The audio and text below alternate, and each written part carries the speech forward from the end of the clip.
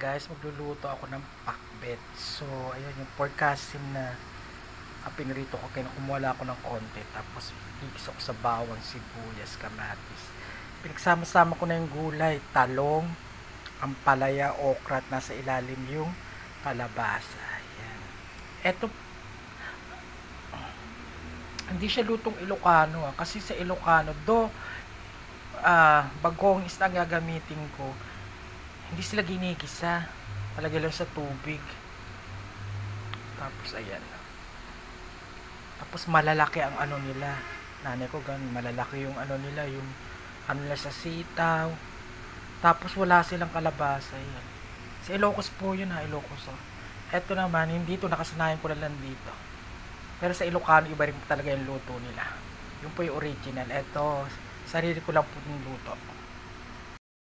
So ayan guys, una kong sinangkot sa yung karne ng baboy. Ayan, pag medium brown na siya, ilalagay ko na yung mga panghalo, bawang, sibuyas, kamatis. Ayan, dahil medyo slight brown na yung ating baboy, ayan, nilagay ko na ang ating bawang at sibuyas. Palalabasan lang natin yung aroma nito. Sinilit na rin natin mamaya yung ano yan? Kamatis. Tingnan natin kung translucent yung tawag niya. Yung sibuyas. Ayan guys, ilagay ko na rin yung kamatis. Sangkutsa lang natin mabuti. Kailangan parang lutong-luto yung bawang, sibuyas, kamatis. Hanggang magsama-sama na yung flavor at magiging masarap na aroma. Tapos lalagyan ko siya ng konting tubig at ilalagay ko ng ating bagoong. Bagoong balayan po gagamitin.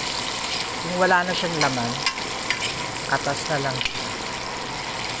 Haluin lang natin.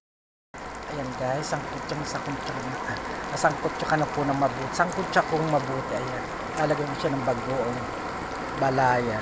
Yung katas na lang po, sinake ko lang muna. Lalagyan ko ng dalawang sa sandok. O itimpla nyo na lang po kasi lalagyan ko pa naman siya ng tubig. Is na lang siguro, baka umalat. Tansyahan lang naman po ito Tapos lalagyan siya kalahating basong tubig. Tapos ilalagay ko na po yung gulay. Nilagay ko na yung kalahating basong tubig. At kumukulo na rin po siya. Ilalagay ko na rin po yung mga gulay. Unahin natin yung matitigas muna.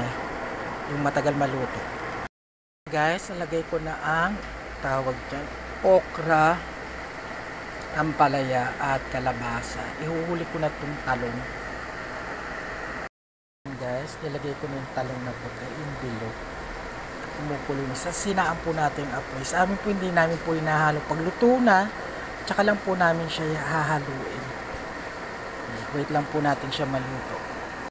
Yung gulay. Oops. Luto na yung kalabasa. Ang talong, luto na rin.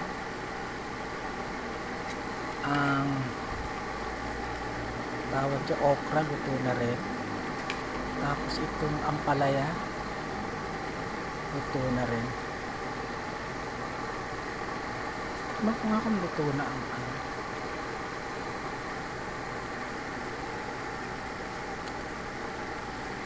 okay nga po. Luto na.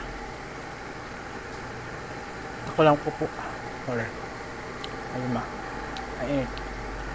Tsaka ko lang po hahaluin. Guys, luto na siya. Hinalo ko na siya. Tama lang yung lasa niya. Ang sarap po. Kain po tayo ulit.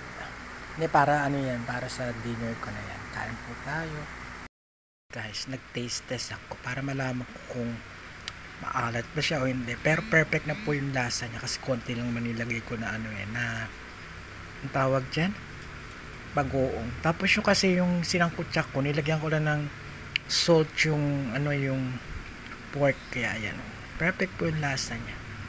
Kain po tayo ulit.